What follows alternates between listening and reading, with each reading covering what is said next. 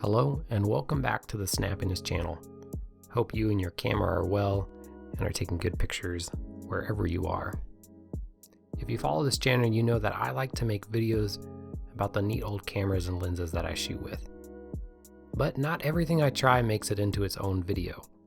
Sometimes it's because the lens simply doesn't inspire me enough, or I don't like it, or simply because, hey, this is a hobby and I don't have limitless time. But just because they don't get their own video doesn't mean they aren't worth your time. Here are 5 Pentax lenses I've used over the years and for one reason or another didn't make a video on. Enjoy. First on the list is the Pentax M 40mm f2.8 lens. The build quality and aesthetic of this lens alone are almost enough reason for me to keep it. This is the classic M series metal design at an impossibly flat format.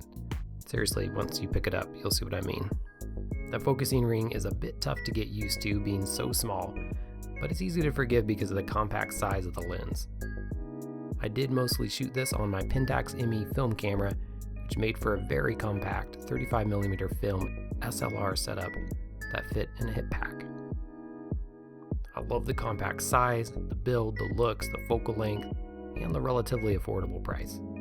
The image quality was pretty good, but it didn't jump out at me. Maybe this is a little unfair because I already own the excellent 43mm limited lens, and it was easy to compare the two in my head.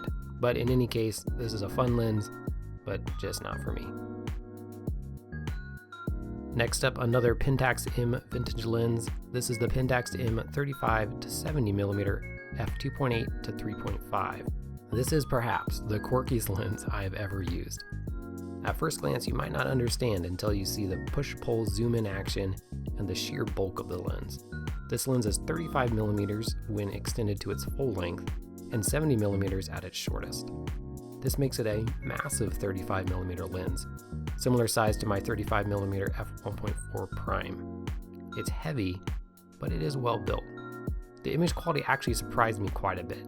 It has a really interesting bokeh, decently sharp wide open, and more so stop down. One big downside is it does not focus close at all. All in all, a bizarre lens to shoot with, but some pretty cool results. Moving to something more modern for this next one, this is the Pentax D 18 to 135mm lens. I actually owned this lens for a long time and used it quite extensively, but for whatever reason I've never featured it on this channel.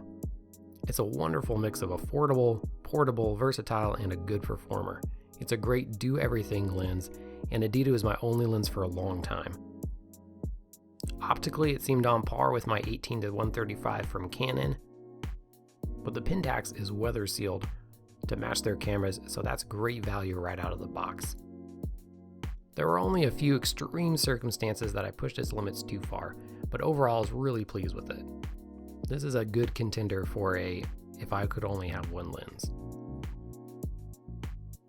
Back to more vintage lenses, the second to last lens for this video is the Pentax F50mm f1.4 lens.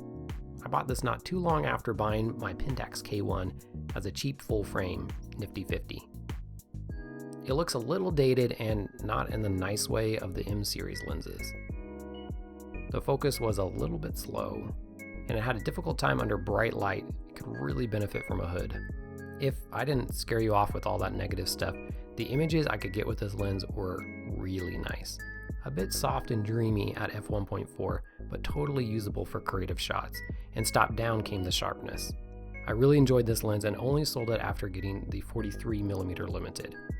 Even after owning the 43mm, if I had to downsize for financial reasons, I wouldn't hesitate to pick this one up again for a bargain.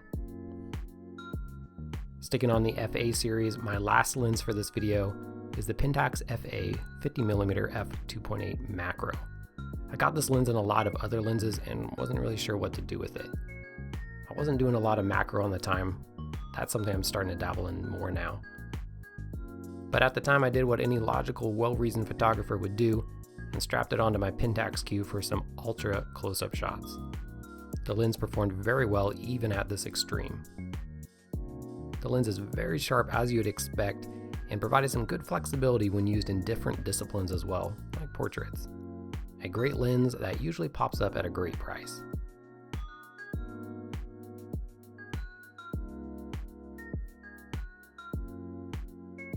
Well, there you have it. 5 Pentax lenses that I never made a video about until now, I guess. Thanks for watching. Have you used any of these lenses? What are your thoughts? Let me know in the comments. What are some odd lenses that you have tried over the years? Stop by the community forum to join a growing community of photographers who like to try bizarre lenses, I guess.